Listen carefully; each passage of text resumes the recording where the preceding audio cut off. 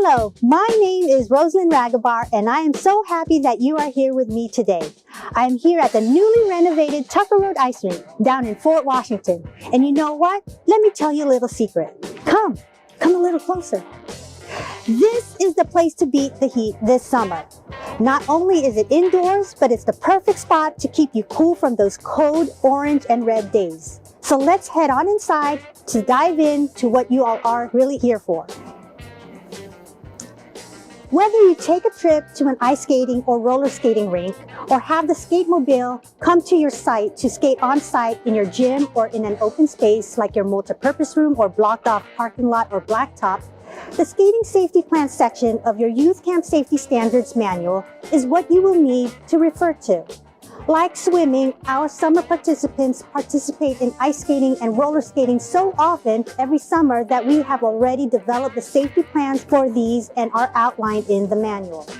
When partaking in these activities, staff must review and follow the safety plans in the manual. As you review this section, the safety plans for each of these activities are very similar to each other. Each of these skating plans will begin with prior to field trip or arrival of Skate-Mobile on site. Program director will ensure they are aware about attire. The number one item that they must be wearing when participating in skating is socks. Short socks, long socks, red socks, striped socks, Hello Kitty socks, gaming socks, donut socks, any kind of socks. The point is that you wear socks. No socks, no skate. Along with socks, encourage your participants to wear or bring appropriate clothing and clothing that will not restrict them from movement. For example, some items you can encourage them to wear or bring are a pair of long pants, which are good for ice skating and roller skating, a jacket, definitely a plus for ice skating, but perhaps a light jacket or sweater for roller skating if it is a little cool or the skating area is air conditioned, a pair of gloves and or mittens, another plus for ice skating, but not so much for roller skating unless they are prone to falling, which can protect their hands from getting scraped, a scarf, and a winter hat, which are other pluses for ice skating to keep them warm. Oh, so you tell all that to your participants and guess what? They weren't paying attention or they forgot. Well, you know what? Come a little closer. Let me share this tip with you. A good place to have this information is your handy dandy special events poster. Ta-da! This is an example of a completed special events poster. Here you have the event, the date and time of the event, the cost, and in big bright starburst blurb, the reminder to bring socks, elbow and knee pads, helmets, which we will go in a bit, and warm clothing, for example, jackets, pants, gloves, etc. Not only will the camper see this, but this will also catch your parents' eyes. And you know what? Your parents will appreciate that this is communicated to them. You don't want to hear from parents that they found out that their little Johnny or little Susie did not get to skate because they were not dressed appropriately. Now it's quiz time. Test your knowledge. Number 1. When going skating, participants must wear blank. A, helmet, B, pants, C, socks, or D, closed-toe shoes? The answer is C, socks. Number 2. What are some items that are encouraged to wear when going ice skating? Great, a lot of you said long pants, jacket, gloves or mittens, scarf, winter hat. All right answers, very good. And number 3, what is a good place to write down reminders to participants and parents what they need to wear or bring to go skating? A, weekly calendar, B, parent handbook, C, special events poster, or D, camp kindness poster? The answer is C, special events poster. Very good. Kiss your brain. Mwah. Now let's continue. Skating is a specialized activity, and as with any specialized activity, ensure that your parents are informed of the risks involved. Some of the risks include, but not limited to, are trips, falls, collision with another person or inanimate object, such as board, wall, etc., cuts by skate blades, sprains, bruises, bumps, swelling, knots in heads, broken bones, and cuts. Therefore, you want to also encourage your participants, especially the younger ones or the not so strong skaters, and parents to bring elbow and knee pads and helmets, as these are not provided. And as staff, be sure you have some ice packs and band-aids in hand. And the last two items the program director will need to ensure prior to skating are that participants know their shoe size to receive the proper size skates, and that the skating line on the specialized activity permission slip is initialed and signed. No initials, no signature, no skating.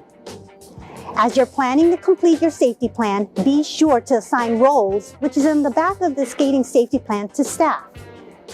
The skate rental or mobile assistants assist participants in receiving and returning skates.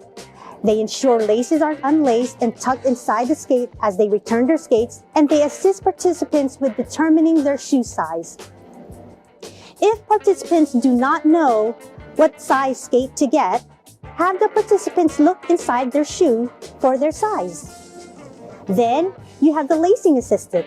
Lacing assistants assist participants with lacing and securing skates. Be sure to also assign an ice, floor, ground monitor. These assist with participants to get up when they fall. They ensure participants are skating in the same direction, and they assist non-skaters with balance and skills, or on how to skate, how to use brakes, or how to stop, etc. And then you have the area monitor. Area monitors covers bathroom breaks, and they supervise participants with uninitialed, unsigned specialized activity permission slips for skating, or those participants that are just not participating in the activity. Be sure to go over the rules with the participants, which are listed in the Skating Safety Plan section of the Youth Camp Safety Standards Manual. Let's now look at how to make sure skates are laced properly. You want to make sure that the laces are tied up all the way to the top of the boot using the hooks on the side of the skate. Make sure laces are in a crisscross pattern. Laces should be snug but not too tight, and never tie or wrap laces around ankles or legs. If you have excess laces, wrap the laces around the boot instead. Let's look at some examples of properly laced skates versus skates that are not laced properly. Here we have some figure ice skates. The one on the left is not laced all the way to the top, and you can see on the right, the laces are tied up all the way to the top of the boot. Note the crisscross pattern. It seems snug, not too tight. In this slide, we have some hockey skates. The one on the top clearly is not laced properly. The laces are loose and very sloppy. The bottom is definitely the properly laced hockey skate. And in this next slide, we have a pair of roller skates. The ones on the left, they did not use the hooks on the side, and they did not tie them all the way up. The ones on the right are definitely laced properly. Now you know the difference between properly laced skates versus improperly laced skates. Give yourself a pat on the back. Quiz time! Test your knowledge. Number 4. What are some inherent risks of skating? Great answers. Answers are trips, falls, collision with another person or inanimate object, board, wall, etc. Also sprains, bruises, bumps, swelling, knots in heads, broken bones, cuts, etc. Number 5. What must be initialed and signed by the parent before any participant can go skating? The answer is the specialized activity permission slip. Number 6. What are the 4 staff assignments on the skating safety plan? Skate rental or mobile assistance, lacing assistant, ice, floor, ground monitors, and area monitor. Number 7. What pattern should laces be tied in? The crisscross pattern. Number 8. True or false? For better support and secure, tie or wrap laces around ankles and legs. False. You never want to tie or wrap laces around ankles or legs. Great! I can see a lot of you are paying attention. Let's continue. So you're at the location. I have my socks on, my long pants, my jacket, a scarf, and my favorite hat. How do I look? I think I'm dressed quite appropriately for the activity, don't you think? And look! My skates are laced properly. So let's go! Time to go skating and have some fun. U.S. staff are actively supervising participants. Staff are not to rely on center or non-program staff to supervise your participants. Remember, your participants are your staff's responsibilities. Staff are skating with participants and ensuring participants are skating in the same direction, reporting any accidents to their camp staff, taking frequent breaks and staying hydrated, especially with the skate-mobile, since most are done outdoors, not weaving between other skaters and not chain skating.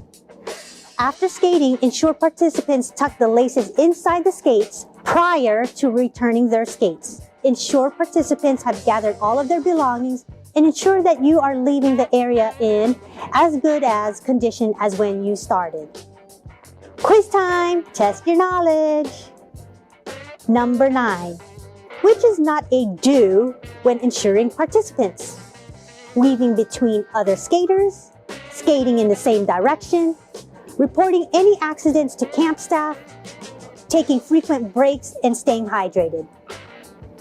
The answer is A, weaving between other skaters. Number 10. After skating, what should participants do before returning their skates? The answer is tuck in the laces inside the skate. That concludes this section. I hope you now have a better understanding about skating safety plans. And I hope you and your participants get a chance to take a field trip down to Fort Washington to beat the heat at Tucker Road Ice Rink. Thank you and have a great summer.